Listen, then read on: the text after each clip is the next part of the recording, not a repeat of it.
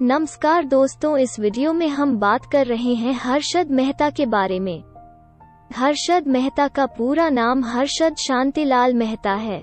हर्षद शांतिलाल मेहता जन्म 29 जुलाई 1954 पनेली मोती, राजकोट जिला, गुजरात। मर गए 31 दिसंबर 2001, आयु 47, ठाणे, महाराष्ट्र, भारत। पेशा व्यवसाय स्टॉक ब्रोकर। आपराधिक दंड 5 साल का कठोर कारावास। हर्षद मेहता 29 जुलाई 1954, 31 दिसंबर 2001 एक भारतीय स्टॉक ब्रोकर थे। 1992 के भारतीय प्रतिभूति घोटाले में मेहता की संलिप्तता ने उन्हें बाजार में हेर फेर करने वाले के रूप में बदनाम कर दिया। मेहता के खिलाफ लाए गए 27 आपराधिक आरोपों में से उन्हें 2001 में 47 वर्ष की आयु में अचानक दिल का दौरा पड़ने से उनकी मृत्यु से पहले केवल 4 के लिए दोषी ठहराया गया था। ये आरोप लगाया गया था कि मेहता बेकार बैंक रसीदों द्वारा वित्तपोषित बड़े पैमाने पर स्टॉक हेरफेर योजना में शामिल थे, जो उनकी फर्म ने बैंकों के बीच रेडी फॉरवर्ड लेनदेन के लिए दलाली की। मेहता को बॉम्बे हाई कोर्ट और भारत के सर्वोच्च न्यायालय ने बॉम्बे स्टॉक एक्सचेंज (BSE) में हुए 100 रुपए बिलियन, $1 और 30 सेंट बिलियन के वित्तीय घोटाले में भाग लेने के लिए दोषी ठहराया था। इस घोटाले ने भारतीय बैंकिंग प्रणाली और बॉम्बे स्टॉक एक्सचेंज (BSE) लेनदेन प्रणाली में खामियों को उजागर किया और इसके परिणामस्वरूप सेबी ने उन खामियों को कवर करने के लिए नए नियम पेश किए। 2001 के अंत में उनकी मृत्यु होने तक वो 9 वर्षों तक मुकदमे पर रहे। प्रारंभिक जीवन। हर्षद शांतिलाल मेहता 29 जुलाई 1954 को राजकोट जिले के पनेली मोती में एक गुजराती जैन परिवार में पैदा हुआ था। उनका प्रारंभिक बचपन बोरीवली में बीता, जहां उनके पिता एक छोटे समय के कपड़ा व्यवसायी थे। शिक्षा उन्होंने अपनी शुरुआती पढ़ाई जनता पब्लिक स्कूल, कैंप 2 भिलाई में की। एक क्रिकेट उत्साही, मेहता ने स्कूल में कोई विशेष वादा नहीं दिखाया और पढ़ाई के लिए और काम खोजने के लिए अपनी स्कूली शिक्षा के बाद मुंबई आ गए। मेहता ने 1976 में लाला लाजपत राय कॉलेज, बॉम्बे से बीकॉम पूरा किया और अगले 8 वर्षों तक कई तरह के काम किए। काम और जीवन। नौकरियां अक्सर बिक्री से संबंधित होती हैं, जिसमें होजरी, सीमेंट बेचना और हीरे की छटाई करना शामिल है। मेहता ने अपने करियर की शुरुआत new India assurance company limited (NIACL) के मुंबई कार्यालय में एक सेल्स पर्सन के रूप में की थी। इस दौरान उनकी शेयर बाजार में रुचि हो गई और कुछ दिनों बाद इस्तीफा देकर एक ब्रोकरेज फर्म में शामिल हो गए। 1980 के दशक की शुरुआत में वो ब्रोकरेज फर्म हरजीवनदास नेमिदास सिक्योरिटीज में निचले स्तर की लिपिक की नौकरी में चले गए, जहां उन्होंने ब्रोकर प्रसन्न प्राणजीवनदास ब्रोकर के लिए एक जॉबर के रूप में काम किया, जिसे वे अपना गुरु मानते थे। 1980 से शुरू होकर 10 वर्षों की अवधि में उन्होंने ब्रोकरेज फर्मों की एक श्रृंखला में बढ़ती जिम्मेदारी के पदों पर कार्य किया। 1990 तक वो मीडिया, बिजनेस टुडे जैसी लोकप्रिय पत्रिकाओं सहित के साथ भारतीय प्रतिभूति उद्योग में प्रमुखता की स्थिति में पहुंच गए थे। उन्हें स्टॉक मार्केट के अमिताभ बच्चन के रूप में बताया। Grow more research and asset management associates की वित्तीय सहायता से जब BSE ने ब्रोकर के कार्ड की नीलामी की, उन्होंने 1986 में सक्रिय रूप से व्यापार करना शुरू किया। 1990 की शुरुआत तक कई प्रतिष्ठित लोगों ने उनकी फर्म में निवेश करना और उनकी सेवाओं का उपयोग करना शुरू कर दिया। इसी समय उन्होंने एसोसिएटेड सीमेंट कंपनी (ACC) के शेयरों में भारी व्यापार करना शुरू किया। सीमेंट कंपनी के शेयरों की कीमत अंततः मेहता सहित दलालों के एक समूह से बड़े पैमाने पर खरीद के कारण 200 रुपए से बढ़कर लगभग 9,000 रुपए हो गई। मेहता ने ACC शेयरों में इस अत्यधिक व्यापार को यह कहते हुए उचित ठहराया कि स्टॉक का कम मूल्यांकन किया गया था। और जब बाजार ने समान उद्यम के निर्माण की लागत के बराबर कीमत पर कंपनी का पुनर्मूल्यांकन किया तो बाजार में सुधार हुआ था। तथाकथित प्रतिस्थापन लागत सिद्धांत, जिसे उन्होंने सामने रखा था, इस अवधि के दौरान विशेष रूप से 1990-1991 में मीडिया ने मेहता की एक उच्च देवता की छवि को चित्रित किया। उन्हें द बिग बुल कहा। उन्हें रेजिंग बुल नामक एक लेख में लोकप्रिय आर्थिक पत्रिका बिजनेस टुडे सहित कई प्रकाशनों के कवर पेज लेख में शामिल किया गया था। वली के टॉनी क्षेत्र में 15,000 वर्ग फुट के पेंट हाउस के सामने एक मिनी गोल्फ कोर्स और स्विमिंग पूल के साथ समुद्र की उनकी आकर्षक जीवन शैली, और टोयोटा कोरोला, लेक्सस एलएस 400 और टोयोटा सेरा सहित कारों के उनके बेड़े को प्रकाशनों में दिखाया गया था। ये उनकी छवि को ऐसे समय में और उदाहरण देते हैं जब ये भारत के अमीर लोगों के लिए भी दुर्लभ थे। बाद में अधिकारियों द्वारा लाए गए आपराधिक अभियोगों में ये आरोप लगाया गया था कि मेहता और उनके सहयोगियों ने एक बहुत व्यापक योजना शुरू की, जिसके परिणामस्वरूप बॉम्बे स्टॉक एक्सचेंज में वृद्धि हुई। इस योजना को कथित रूप से संपार्श्विक बैंक प्राप्तियों द्वारा वित्तपोषित किया गया था, जो वास्तव में गैर संपार्श्विक थे। बैंक प्राप्तियों का उपयोग अल्पकालिक बैंक टू बैंक उधार में किया जाता था, जिसे रेडी फॉरवर्ड लेनदेन के रूप में जाना जाता था, जिसे मेहता की फर्म ने दलाली दी थी। 1991 के उत्तरार्ध तक मेहता ने बिग बुल का उपनाम अर्जित कर लिया था, क्योंकि कहा जाता था कि उन्होंने शेयर बाजार में बुल रन शुरू किया था। उनकी फर्म में काम करने वाले कुछ लोगों में केतन पारेख भी शामिल थे, जो बाद में अपने ही प्रतिकृति घोटाले में शामिल होंगे। 1992 सुरक्षा धोखाधड़ी की पृष्ठभूमि। 90 के दशक की शुरुआत तक भारत में बैंकों को इक्विटी बाजारों में निवेश करने की अनुमति नहीं थी।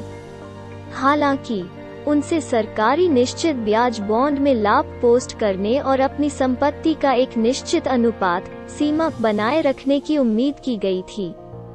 मेहता ने बैंकों की इस आवश्यकता को पूरा करने के लिए बड़ी चतुराई से बैंकिंग प्रणाली से पूंजी निचोड़ ली और इस पैसे को शेयर बाजार में डाल दिया। उन्होंने बैंकों को अन्य बैंकों से प्रतिभूतियां खरीदने की आड़ में अपने व्यक्तिगत खाते में धन हस्तांतरित करने के लिए कहते हुए उच्च ब्याज दरों का वादा किया। उस समय एक बैंक को अन्य बैंकों से प्रतिभूतियां और अग्रेषित बॉन्ड खरीदने के लिए एक दलाल के माध्यम से जाना पड़ता था। मेहता ने अपने खाते में अस्थायी रूप से शेयरों को खरीदने के लिए इस पैसे का इस्तेमाल किया। इस प्रकार कुछ शेयरों एसीसी, स्टरलाइट इंडस्ट्रीज और वीडियोकॉन जैसी अच्छी स्थापित कंपनियों की मांग में नाटकीय रूप से वृद्धि हुई, उन्हें बेच दिया। बैंक को आय का एक हिस्सा दिया और रखा बाकी खुद के लिए। इसके परिणामस्वरूप एसीसी, जो 1991 में 200 रुपए पर शेयर पर कारोबार कर रहा था, जैसे स्टॉक केवल 3 महीनों में लगभग 9,000 रुपए तक पहुंच गए। बैंक रसीद धोखाधड़ी बड़े पैमाने पर इस्तेमाल किया जाने वाला एक अन्य साधन बैंक रसीद था। एक तैयार वायदा सौदे में प्रतिभूतियों को वास्तविकता में आगे पीछे नहीं किया जाता था। इसके बजाय उधारकर्ता यानी प्रतिभूतियों के विक्रेता ने प्रतिभूतियों के खरीदार को एक बीआर दिया। बीआर बेचने वाले बैंक से एक रसीद के रूप में कार्य करता है और यह भी वादा करता है कि खरीदार को वो प्रतिभूतियां प्राप्त होंगी जो उन्होंने अवधि के अंत में भुगतान की हैं। यह पता लगाने के बाद मेहता को बैंकों की आवश्यकता थी जो नकली बीआर जारी कर सकते थे।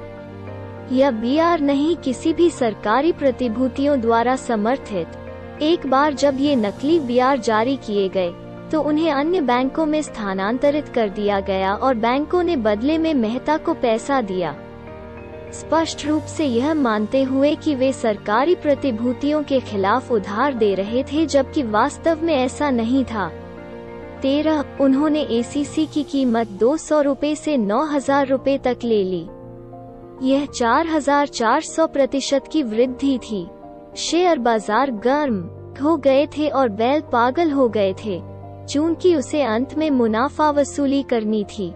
जिस दिन उसने बेचा वो दिन था जब बाजार दुर्घटनाग्रस्त हो गया। 1992 प्रतिभूति धोखाधड़ी का प्रकोप। 23 अप्रैल 1992 को पत्रकार सुचेता दलाल ने द टाइम्स ऑफ इंडिया में एक कॉलम में अवैध तरीकों का खुलासा किया। मेहता अपनी खरीद के वित्तपोषण के लिए अवैध रूप से बैंकिंग प्रणाली में डुबकी लगा रहा था। एक ठेठ तैयार फॉरवर्ड डील में एक दलाल द्वारा कमीशन के बदले 2 बैंकों को एक साथ लाया जाता है। ब्रोकर न तो नकद और न ही प्रतिभूतियों को संभालता है। हालांकि धोखाधड़ी की अगुवाई में ऐसा नहीं था। इस निपटान प्रक्रिया में प्रतिभूतियों की सुपुर्दगी और भुगतान दलाल के माध्यम से किया जाता था, यानी विक्रेता ने प्रतिभूतियों को ब्रोकर को सौंप दिया, जिन्होंने उन्हें खरीदार को दे दिया, जबकि खरीदार ने ब्रोकर को चेक दिया, जिसने विक्रेता को भुगतान किया। इस निपटान प्रक्रिया में खरीदार और विक्रेता को यह भी नहीं पता होगा कि उन्होंने किसके साथ व्यापार किया था, या तो केवल दलाल को ही जाना जाता था। यह दलाल मुख्य रूप से प्रबंधित कर सकते थे क्योंकि अब तक वे बाजार निर्माता बन चुके थे और अपने खाते पर व्यापार करना शुरू कर चुके थे। वैधता की झलक बनाए रखने के लिए उन्होंने बैंक की ओर से लेन देन करने का नाटक किया। मेहता ने असुरक्षित ऋण हासिल करने के लिए जाली बीआर का इस्तेमाल किया और मांग पर बीआर जारी करने के लिए कई छोटे बैंकों का इस्तेमाल किया। एक बार जब ये नकली बीआर जारी किए गए तो उन्हें अन्य बैंकों में स्थानांतरित कर दिया गया और बैंकों ने बदले में मेहता को पैसा दिया, यह मानते हुए कि वे सरकारी प्रतिभूतियों के खिलाफ उधार दे रहे थे, जबकि वास्तव में ऐसा नहीं था। इस पैसे का इस्तेमाल शेयर बाजार में शेयरों की कीमतों को बढ़ाने के लिए किया गया था। जब पैसा वापस करने का समय आया तो शेयरों को लाभ के लिए बेच दिया गया और बीआर सेवानिवृत्त हो गया। बैंक का पैसा वापस कर दिया गया। यह तब तक चलता रहा जब तक स्टॉक की कीमतें बढ़ती रहीं और किसी को भी मेहता के संचालन के बारे में कोई जानकारी नहीं थी। एक बार धोखाधड़ी का खुलासा हो जाने के बाद, हालांकि बहुत से बैंकों के पास ऐसे बीआर थे जिनका कोई मूल्य नहीं था, बैंकिंग प्रणाली को 40 रुपए बिलियन, 2020 में 260 रुपए बिलियन या US $3 और 50 सेंट बिलियन के बराबर से ठग लिया गया था। वे जानते थे कि अगर लोगों को मेहता को चेक जारी करने में उसकी संलिप्तता के बारे में पता चला तो उन पर आरोप लगाया जाएगा। इसके बाद यह पता चला कि सिटी बैंक, पल्लव शेठ और अजय कायन जैसे दलाल, आदित्य बिरला जैसे उद्योगपति, हेमेंद्र कोठारी, कई राजनेता और RBI गवर्नर S वेंकटरमणन सभी ने मेहता की शेयर बाजार में हेराफेरी की अनुमति देने या उसे सुविधाजनक बनाने में भूमिका निभाई थी। पुस्तकें, मेहता का जीवन और उनका 1992 का घोटाला। सुचेता दलाल और देबाशीष बसु ने अपनी पुस्तक the scam from Harshad Mehta to Ketan Parekh में बहुत विस्तार से कवर किया है। फिल्में और टेलीविजन। स्कैम 1992 सोनी लाइव पर स्ट्रीमिंग और अपलॉज एंटरटेनमेंट द्वारा निर्मित उनके जीवन पर आधारित है, जो सुचेता दलाल की किताब द स्कैम से प्रेरित था। अभिनेता प्रतीक गांधी ने मेहता का किरदार निभाया था। यह IMDb पर दुनिया में सबसे ज्यादा रेटिंग वाला टेलीविजन शो है। फिल्म आँखें 1993 में नटवर शाह का चरित्र, जिसे करोड़ों के घोटाले के लिए जांच के दायरे में रखा गया था, हर्षद मेहता से प्रेरित था। मेहता कांड को हिंदी फिल्म गफला में चित्रित किया गया था। इसका प्रीमियर 18 अक्टूबर 2006 को टाइम्स BFI 50वें लंदन फिल्म समारोह में हुआ था। 1990 के दशक के अहमदाबाद पर आधारित 2018 टीवी शो ये उन दिनों की बात है में हर्षद मेहता का जिक्र किया गया था। मेहता कांड को Hindi web series the bull of Dalal street में चित्रित किया गया था। इसका प्रीमियर 21 फरवरी 2020 को उल्लू ऐप में किया गया था। एक Bollywood film the big bull 2021 Abhishek Bachchan अभिनीत उनके जीवन और वित्तीय अपराधों पर आधारित है। इस वीडियो को देखने के लिए धन्यवाद। मुझे आशा है कि आप सभी को वीडियो पसंद आया होगा, इसलिए इसे लाइक और सब्सक्राइब करें।